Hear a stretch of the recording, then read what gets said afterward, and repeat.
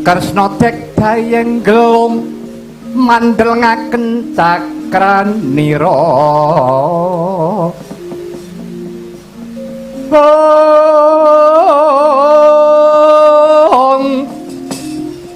kumiteranang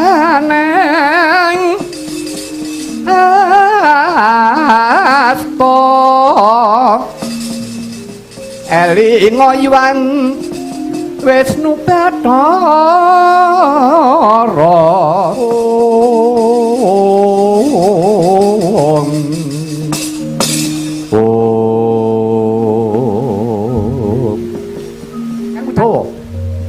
wonten dawuh.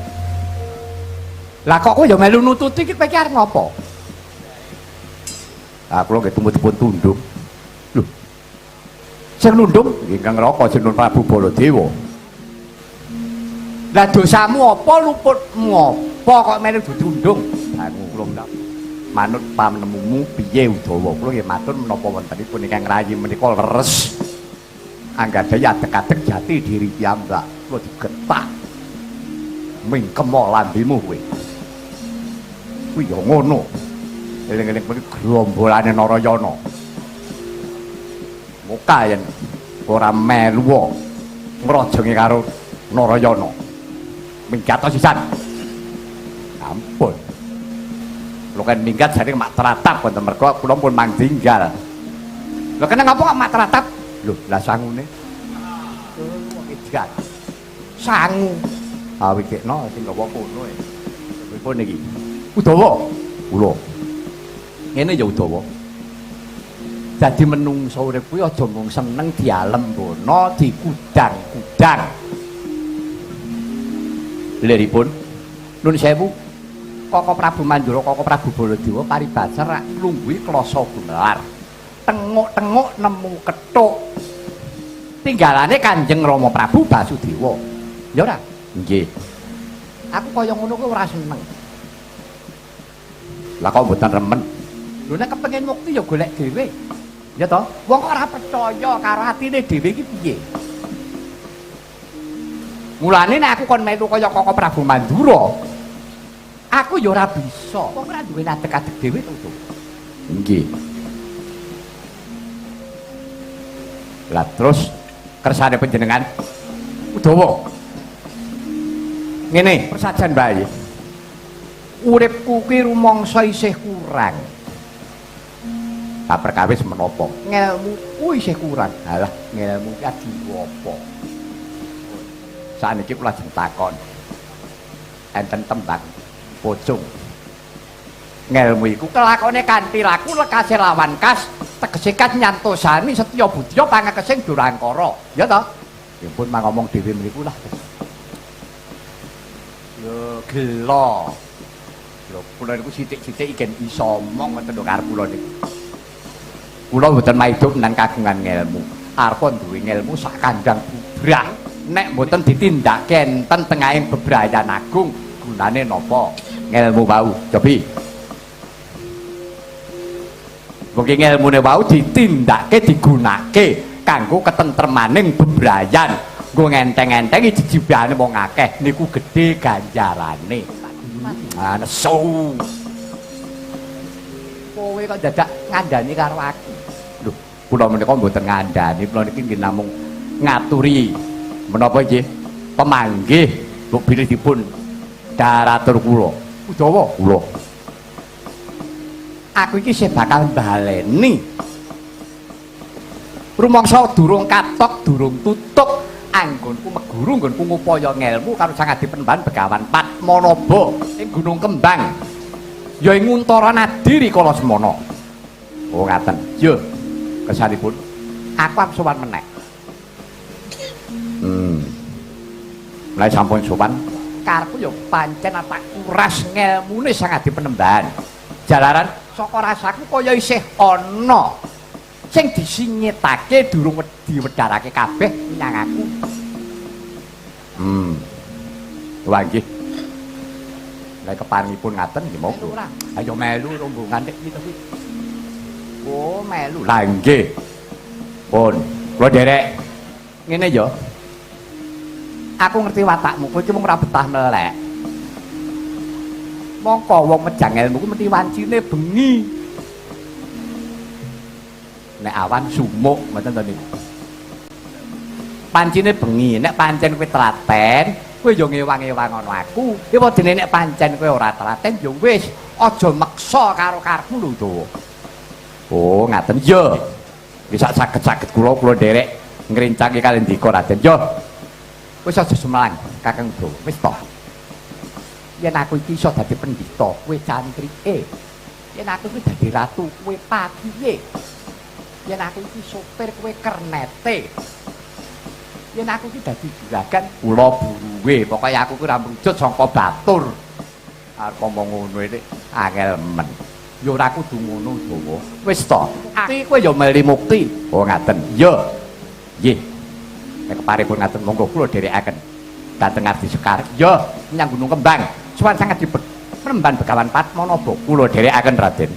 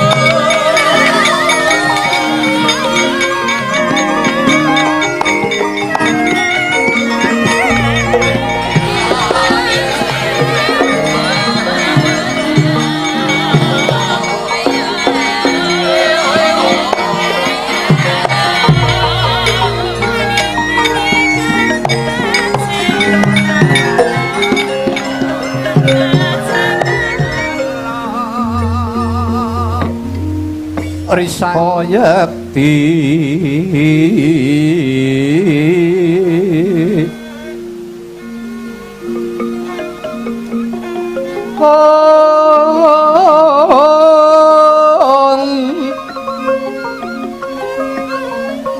sawu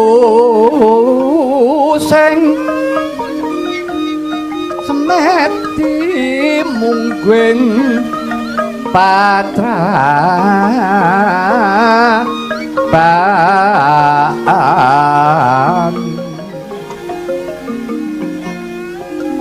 dangu aningali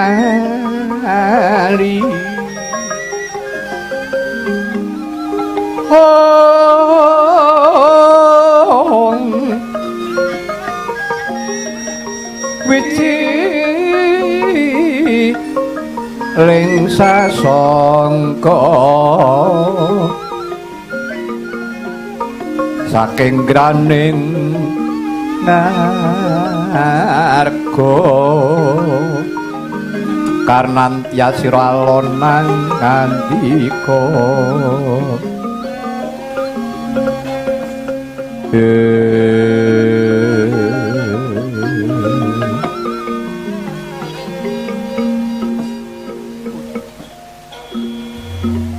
ame pasang kaliman sinapeta ngilila tenebihna siku dendaning Ubatara Penemban kula ingkang suwan Astungkara sidam sekaring dawana langgeng ulun mas padake ingkang prapta iki kaya sesuwaning sun Sinarayana kula Narayana padha kanthi karaharjan suwanira nggih kawula nuwun nok nggih sangat dipenemban awit kasumbuh berkah pangestu paduka sangat dipenemban raharja bisuwan kula mboten langkung kula ngaturaken sumengkeming pangabekti kula mawantu-wantu mugi konjuka sandhapen kepada paduka penemban Narayana banget panarimaning pun bapa dene sira ngaturake pangabekti kajaba saka iku kulup sakwuse jeneng sira lungguh ingkang prayoga aring napasmu asat riwemu para tumulinggal matura apa baya kang dadi wigatine dene sabjak sumengka pengawak bajra pisuwanmu ana pertapan ing ardi sekar ya ing Untara Nadi kene nggih duh Rama Penemban sesembahan kula pepundhen kowe mangke prateng belahan inggih mugi andhadosna ing kauningan waleh-waleh menapa sowan kula ing Abyantara Paduka sangat dipenemban nggih estanipun kejawi kula kapang dangu nggih kula mboten marak wonten resa Paduka sangat dipenemban persajan kemawon penemban kados-kados dereng marem raos sing manah kula anggen kula sumungkem padanipun sangat dipenemban Begawan Kesawa Sidi jawi saking menika sangat dipenemban boten wonten kapitados sing manah kula kejawi namung Paduka sangat dipenemban Begawan Padmanaba inggih sang Begawan Kesawa Sidi rikala semanten Paduka Rama Penemban sampun peparing pinten-pinten kawruh ingkang Paduka paringaken dhumateng jasad kula semanten ugi pusaka ingkang Paduka paringaken dhumateng kula Penemban nyatanipun saged kasumbadan peparing Paduka pusaka senjata cakra baskara kula nggih inggih menika nyirnakaken angkara murka kamurkanipun Narendra Sengkapura pun Kangsa Dewa sinaosa menika sesarengan kelawan pusakanipun Kakang Mas Kakrasana nggih Kaka Prabu Mandura sak menika kan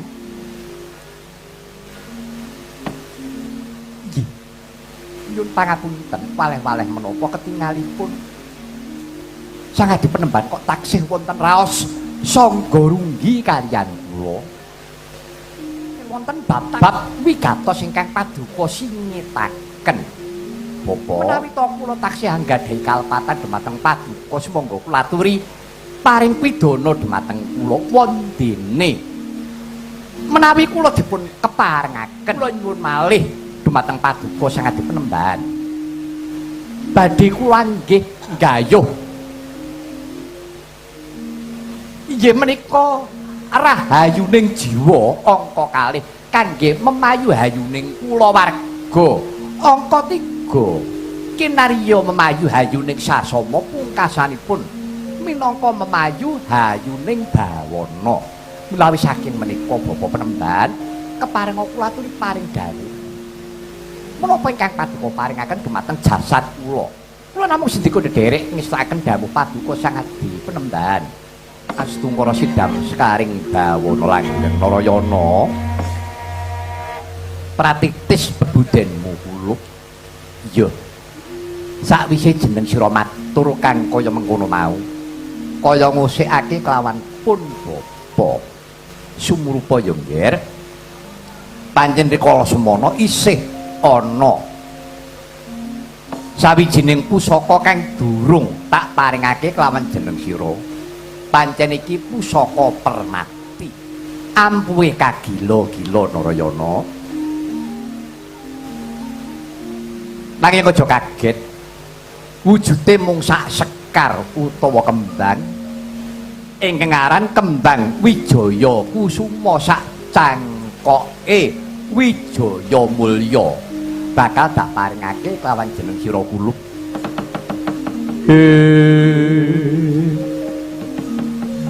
Kagyatri sang kapirang urinang kul kinempit kempit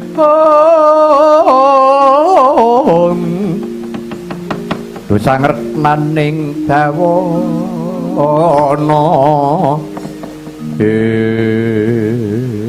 dan jipat sesemban kula pepunden kula mangke prateng delahan. Iye. Nadyan ta wujud menapa kemawon jer peparing paduka Sang Adi Penemban badhe kula tampi. Minangka dados adek-adeking gesang kula adek-adeking jati diri kula. Iya. Kowe samapta tenan nampani pusaka. Nggih. Kula tampi. Iya, para tampanana nggih.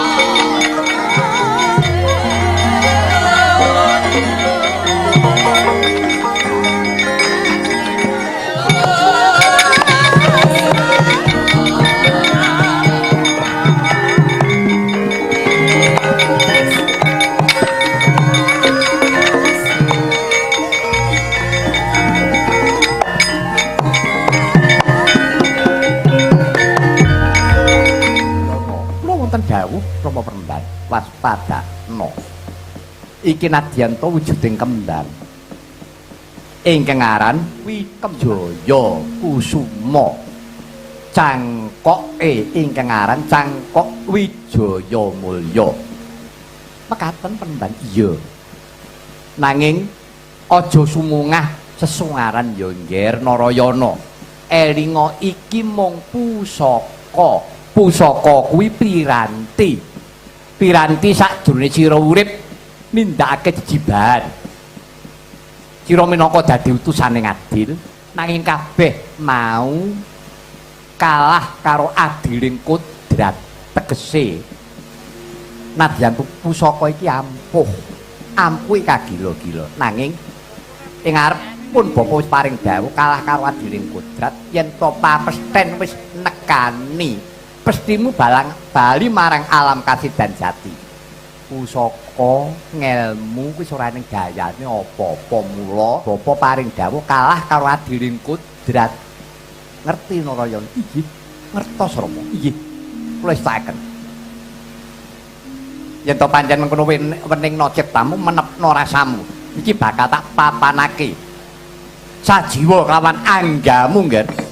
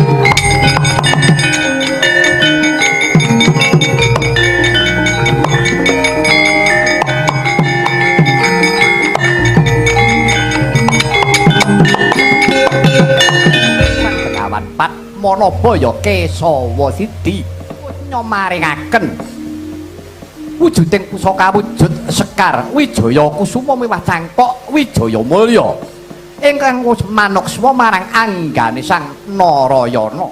Rikala semana Sang Begawan Padmanabaya saya manteng samadine. Denira ngeningaken ciptana nuwun marang purbaning Gusti kaya wis winanci. Kalamunta Sang Hyang Wisnu Bathara nedya anurungaken jejibahan marang Sang Narayana. Sigra mesat ing dirgantara ical ing pandulu ana cahya kekalih. Ingkang sajuga manuksma marang Sang Narayana, ingkang sajuga mabur miberbuh parane.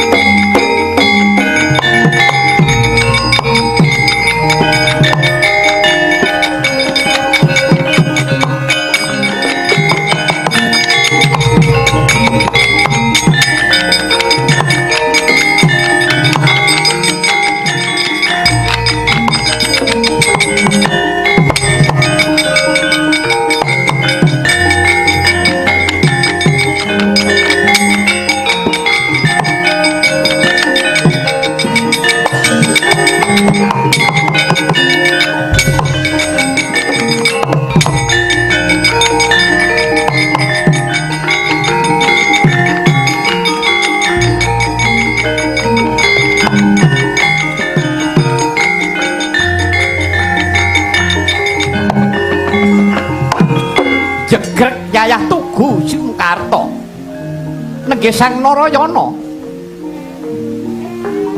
dupe mudhar saking Smedi ical saking Pandulu Sang Begawan Padmanaba iku sejatine Sang Hyang Bathara Wisnu ingkang wis manuksma marang Sang Narayana tiraken jejibahan ing Madyapada. Nanging rikala semana ana cahya ingkang ugi mijil saking Sang Hyang Bathara Wisnu. Yektine Wisnu binelah panitise marang Narayana miwah Risang Permadi. Sigra tumurun saking dirgantara Sang Hyang Bathara Narada. Apa?